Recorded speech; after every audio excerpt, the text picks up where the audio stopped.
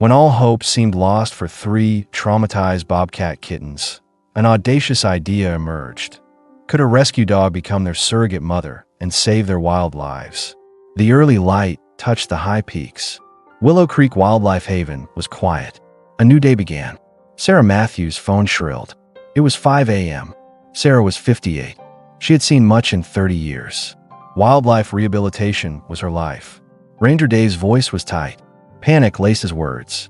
This day will be different. We have 3 bobcat kittens, Sarah. His voice was urgent. Tiny. Confiscated. Some lowlife was selling them.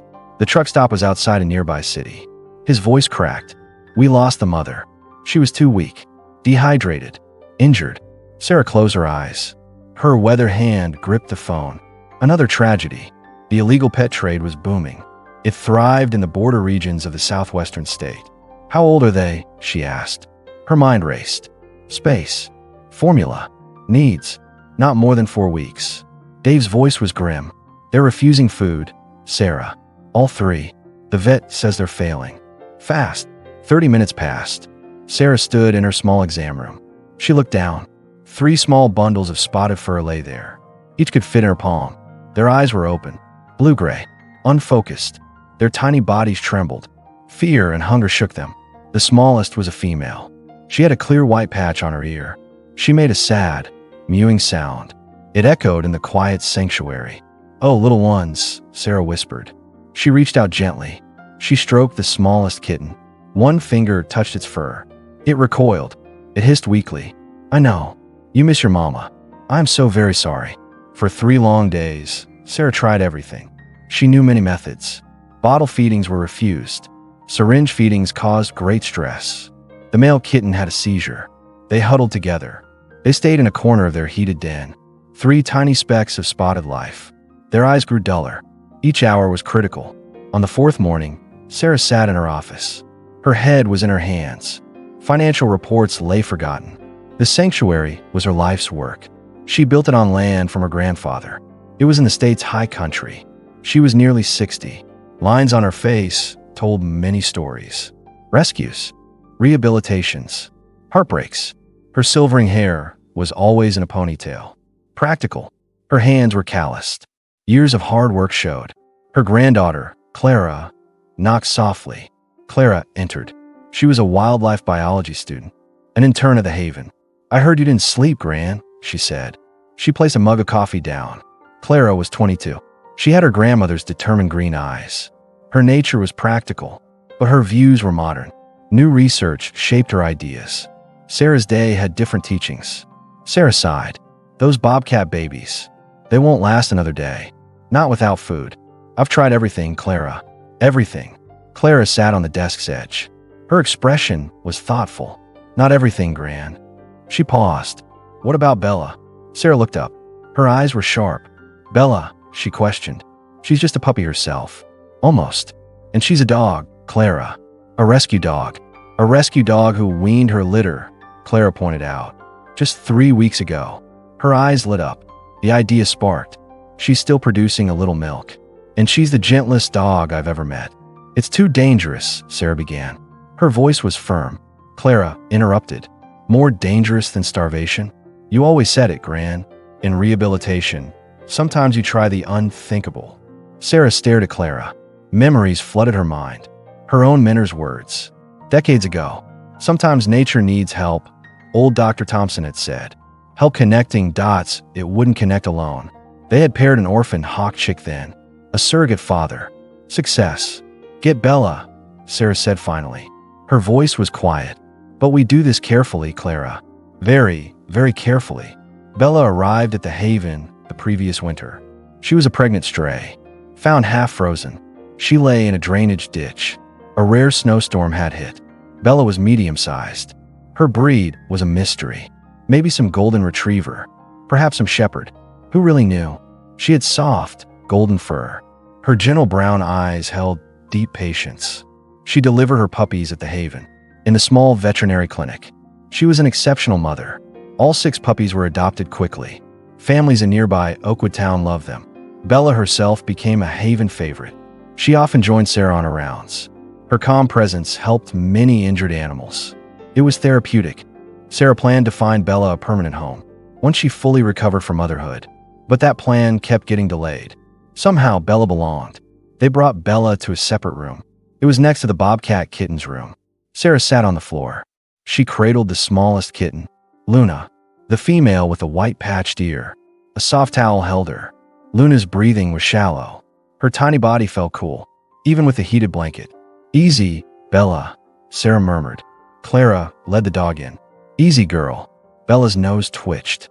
Instantly, her ears perked forward. She approached slowly. Her tail gave small, uncertain wags. She reached Sarah. She lowered her head. She sniffed the tiny bundle gently. The bundle was in the towel. Luna stirred. She gave a small hiss. It seemed to take all her remaining energy. Sarah held her breath. She was ready to pull Luna away. Any sign of aggression from either animal. But what happened next was unforgettable. It would stay with Sarah for life. Bella whined softly. It was a tender sound, achingly similar to her puppy's searching whines. She lay down beside Sarah, her head extended toward Luna. She began to lick the tiny creature. Gentle, motherly strokes. Luna did not recoil. She had recoiled from human touch. Now, she grew still. After a moment, she turned her small face. She moved toward the warmth, toward the comfort of Bella's fur. "Gran," Clara whispered. Her eyes were wide. "Look." Tears welled in Sarah's eyes. She carefully set Luna down, closer to Bella. The dog immediately curled around her. Bella continued grooming the tiny creature, as if Luna were her own puppy. "Let's try the others," Sarah said softly. Her voice was thick with emotion. One by one, they brought the other two kittens. Rocky, Dash. The same miracle occurred. Bella accepted each one. She gathered them against her warm body. She groomed them with maternal care. Within an hour, all three kittens nestled against her. They were against her belly. To Sarah's complete astonishment, they began to nurse. "It won't be ideal nutrition," Sarah murmured. She watched them suckle weakly. "We'll still need to supplement. Formula, if they'll take it." She paused. "But this connection, it might save them." Clara squeezed her grandmother's shoulder. "Sometimes the medicine they need most is love, Gran." She smiled. "You taught me that."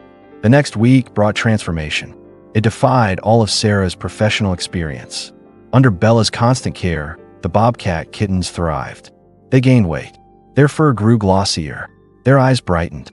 Kitten curiosity filled them. Bella never left their side. She groomed them. She carried them gently, by the scruff. When they strayed too far, she rumbled low warnings. When their play grew too rough, the Haven staff loved them. They started calling the kittens by their new names. Luna, the female with a white ear patch. Rocky, the larger, more robust male. And Dash, the smaller male. He was the quickest to explore. Bella seemed to know each name. She responded differently to their individual mews, their unique behaviors. Sarah documented everything. She took photos. She recorded videos. She kept meticulous notes. Their development was carefully tracked. This unusual interspecies adoption was unique. Nothing like it in her long career. She recognized its rarity, its potential value. Wildlife rehabilitation techniques could learn from this.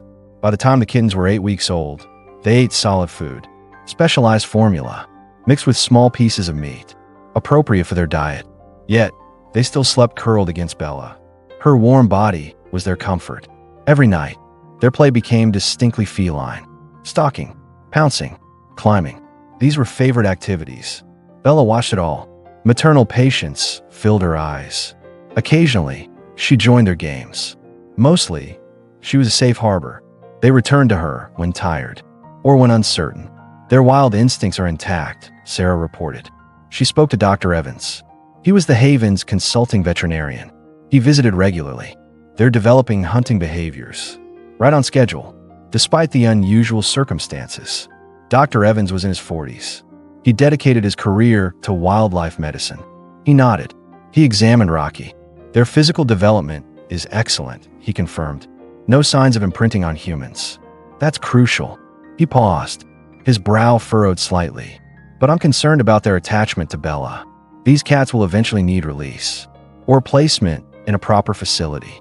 They can't stay with a dog forever. Sarah had been avoiding this reality. She knew he was right. The Haven's mission was clear: rehabilitation, release when possible. For animals unable to be released, they sought good placements, appropriate wildlife facilities. Keeping wild animals as pets was wrong, even in a sanctuary setting. It went against everything Sarah believed. "We'll cross that bridge when we come to it," she said. Her gaze drifted. Rocky scrambled from the examination table. He raced back to Bella. Bella waited patiently. "For now," Sarah continued, "she's giving them what they need. Just remember," Dr. Evans cautioned gently, "the longer they stay with her, the harder separation will be. For all of them." The kittens reached 4 months old. They were the Haven's unofficial mascots. Volunteers loved watching them. From a respectful distance, they observed the kittens practice, coordinated hunting pounces, on fallen leaves, on each other's tails. Bella remained their constant companion. Her role shifted subtly, from nurturing mother, to patient playmate, to guardian. Sarah knew the time for decisions was near. The bobcats grew rapidly. Their baby spots faded. Adult markings appeared. Their blue kitten eyes changed. They turned the tawny gold of mature bobcats. Soon, they would need independence, the kind that happened naturally, in the wild. "We've had interest," Clara told her one evening. They sat on the porch. Sarah's small cabin was on the Haven grounds.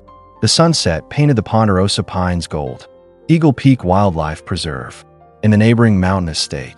They have an excellent bobcat habitat, an educational program too. All three could stay together. Sarah nodded. Her heart felt heavy. "It's a good option. Better than most." She sighed. "But we need to start the separation process soon.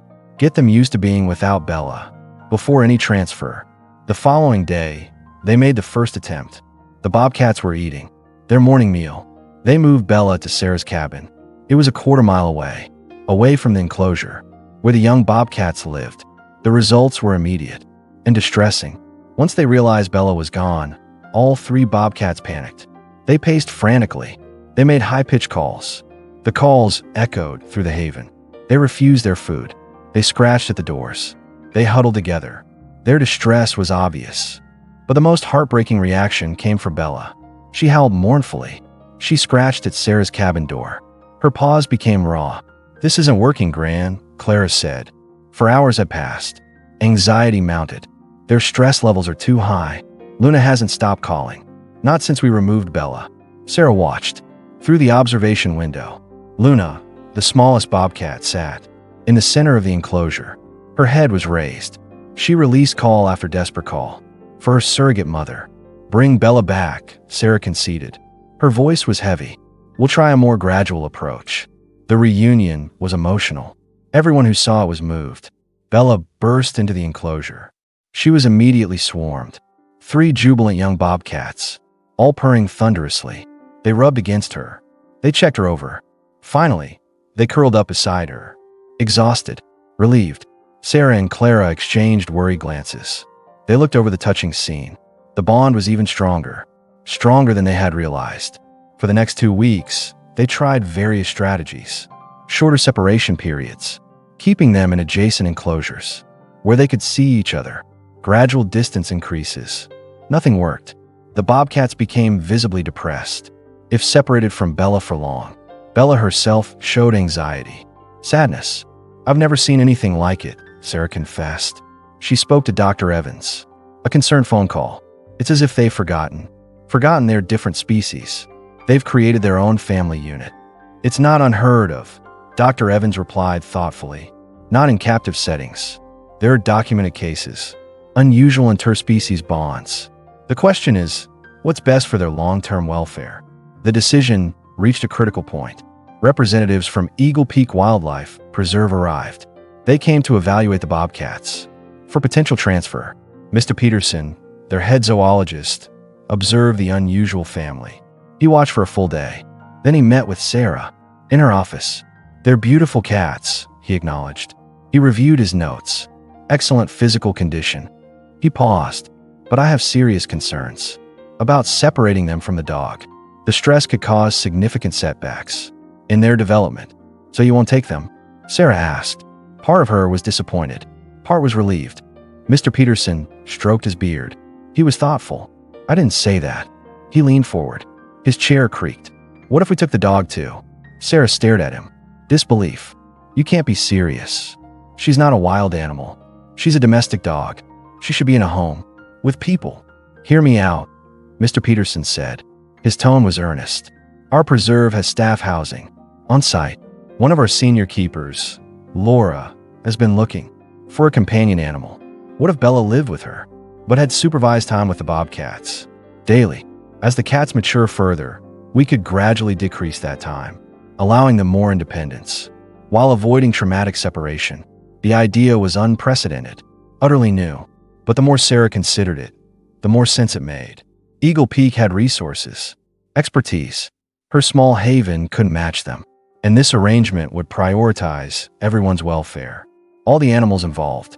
After much discussion, consultations followed, with the haven's board of directors.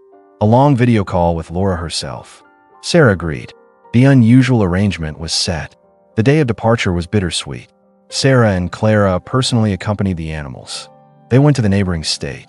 They rode in a specially equipped van. Bella was with them. The crated bobcats too. Bella sensed something. Something significant was happening. She stayed close to the carriers. She whined softly sometimes, reassuring her unusual offspring. Eagle Peak Wildlife Preserve was impressive. A sprawling facility, nestled in high mountains. It had large, naturalistic habitats, a dedicated staff of professionals. Laura, their senior feline keeper, was warm, competent, in her 30s. She immediately impressed Sarah. Her knowledge was vast, her compassion clear. They'll have 3 acres, Laura explained. She showed them the prepared enclosure. Forested habitat. It's designed to encourage natural behaviors, while allowing for observation and care. The bobcats' introduction to their new home went smoothly. Bella was present. She provided reassurance. They cautiously explored the unfamiliar territory. By sunset, all 3 seemed comfortable. They began climbing carefully placed logs, rock formations. Bella watched attentively from below. It was time for Bella to go to Laura's cabin for the night. Sarah held her breath. She expected distress, the kind they'd seen before, during separation attempts. But something had changed. Perhaps the new environment. Perhaps the bobcats were occupied, exploring their expansive new home. Their reaction was milder than anticipated. They called for Bella a few times, but no extreme anxiety showed. I think they sense this is different, Laura observed. Her voice was calm, that this is where they belong, and that Bella will return. Over the next 6 months, Sarah received regular updates. She occasionally visited Eagle Peak. The transition was better than anyone hoped. The bobcats thrived. Their new habitat was perfect. They grew into strong, healthy subadults. Bella adjusted beautifully. Living with Laura suited her. She enjoyed domestic comforts. She still spent part of each day with her bobcat family. As the bobcats matured, their bond with Bella naturally evolved. They still greeted her enthusiastically during her daily visits, but they became increasingly independent. They spent more time exploring, practicing hunting skills. By their first birthday, they were magnificent. Young adults. Their bond with Bella changed, from dependency to companionship. A deep, abiding friendship. What happened 18 months later, however, was truly astounding. It truly amazed everyone involved. It began with an alarming phone call from Laura. Rocky is sick, Sarah, she reported. Her voice was tense. Dr. Carter thinks it's a bacterial infection. He's not responding to treatment, and he's refusing all food. Sarah was now 60. She considered retirement, but she wasn't quite ready. Not ready to let go of the haven or her special cases. Her heart sank. She remained deeply invested in the bobcats' welfare. They were among the most special cases in her long career. How bad is it? She asked. Her voice was quiet. Bad enough. We're very concerned, Laura admitted. He's withdrawn to the far corner of the quarantine area. Won't let anyone near him. Not even me. Sarah made the decision instantly. I'm coming, she said, and bring Bella to see him. Right away. The drive to Eagle Peak felt endless. By the time Sarah arrived, Rocky had been ill for 3 days. He grew weaker, despite the medical team's best efforts. We can't get medication into him. Not without sedation, Dr. Carter explained. They hurried toward the veterinary building. And he's too weak for repeated sedation. He needs to eat and take oral antibiotics. but he's refusing everything. They found Laura waiting. Outside the quarantine room, Bella sat alertly at her side. The dog had aged beautifully into her dual role, companion to Laura, surrogate to the Bobcats. Her face now showed touches of white around her muzzle, but her eyes were still bright, full of intelligence. "She knows something's wrong," Laura said softly. "She's been wanting to come here ever since Rocky got sick." Through the observation window, Sarah saw Rocky, curled in the room's corner. His magnificent coat was dull. His sides heaved. Breathing was an effort. He looked smaller, somehow vulnerable in his illness. "Let Bella in," Sarah said firmly. Her voice held authority. "Let's see if she can reach him. When we can't." They equipped Bella with a sturdy harness, a leash for safety. Then, they carefully opened the quarantine room door. Bella entered slowly. Her nose worked. Her ears were forward. Concern filled her posture. She spotted Rocky immediately. She gave a soft whine, a whine of recognition. Rocky raised his head weakly. His eyes found Bella. For a moment, he seemed confused, as if illness clouded his memory. Then he made a small sound. Not quite a meow, not quite a chuff. A sound Sarah had heard many times, when the Bobcats were kittens, greeting their surrogate mother. Moving with gentle purpose, Bella approached Rocky. She ignored the veterinary team's quiet cautions. "Be careful," they had whispered. When she reached him, she lowered herself to the floor beside him. She began to groom his face, his ears, just as she had done when he was a tiny, orphan kitten, vulnerable and alone. What happened next left everyone in the room speechless, absolutely stunned. Rocky, who had rejected all food for days, shifted. He allowed Dr. Carter to approach. The vet held a small bowl, broth, containing dissolved antibiotics. With Bella present, Rocky felt safe. Her familiar presence gave comfort, security. He lapped weakly at the medicinal broth. "I'll be damned," Dr. Carter whispered, on his voice. Over the next 3 days, Bella rarely left Rocky's side. She slept beside him. She encouraged him to eat. She seemed to provide a strength medicine alone couldn't offer. When Luna and Dash were briefly allowed to visit, it was powerful. Their brother needed them. It created a tableau. It brought tears to Sarah's eyes. 3 grown Bobcats, their canine surrogate mother, together again, in a moment of profound need. Rocky's recovery was gradual, but it was steady. By the end of the week, he ate regularly. He showed improved energy. The infection responded to the antibiotics. His prognosis improved, from guarded to good. "It's remarkable," Dr. Carter told Sarah. They watched Rocky take his first short walk around the quarantine enclosure. Bella walked patiently beside him. "I've worked with wildlife for 20 years. I've never seen anything like this relationship. Love transcends species," Sarah said simply. She thought of all the wonders, all she had witnessed in her decades of wildlife work. On the day Rocky was well enough, he could return back to the main habitat. Laura suggested something unprecedented. "I think Bella should go with him, just for today, to help him settle back in with his siblings." It was an unusual request, but given the extraordinary circumstances, the preserve's director approved. With careful supervision, Bella accompanied Rocky back to the habitat. Luna and Dash waited there. Sarah watched from the observation deck. She would never forget what she saw. That day, as they entered the enclosure, all 3 Bobcats came together. A reunion of purrs, gentle head bumps. Then, in a moment that seemed choreographed, it happened. Though it was entirely natural, they surrounded Bella, their surrogate mother. Each found a place beside her, just as they had as kittens. For several minutes, the unusual family simply existed, together, in perfect harmony, wild and domestic, feline and canine, a bond forged in desperate need, sustained by something pure, something that could only be called love. "This is why," Sarah said softly. She spoke to Clara. Clara had flown in when she heard about Rocky's illness. "This is why I've done this work, all these years. For moments like this, moments that remind us, healing sometimes comes in the most unexpected forms." In the years that followed, the relationship continued between Bella and her Bobcat family. It evolved. As the Bobcats matured fully, their need changed. Her constant presence was less crucial, but their bond remained unbreakable. Bella grew older, but she was still spry. She continued her daily visits, now more friend than mother, but no less important. to their well-being. The Haven and the Preserve jointly published a paper on the extraordinary case. It contributed valuable insights to the field of wildlife rehabilitation.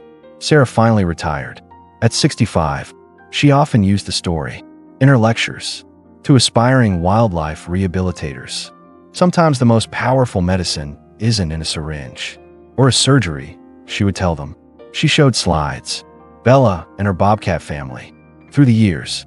Sometimes it's in connection, in meeting a need so fundamental, it transcends the boundaries we think exist between species. And on quiet evenings, she visited the preserve. She saw the animals, the ones that changed her understanding of what was possible. Sarah would watch Bella, now elderly, but still devoted, sitting peacefully near the habitat fence. The 3 adult bobcats lounged nearby. Their family bond endured. Despite everything, logic said it should have pulled them apart. The unthinkable, Sarah would murmur. She remembered her initial fears when Clara first suggested the unlikely pairing. Sometimes the unthinkable turns out to be exactly what's needed.